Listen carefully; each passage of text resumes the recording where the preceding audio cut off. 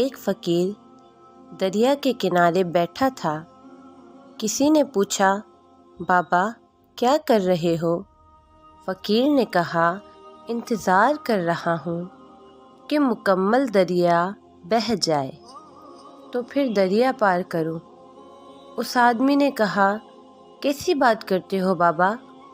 مکمل پانی بہنے کے انتظار میں تو تم کبھی دریا پار ہی نہیں کر پاؤ گے۔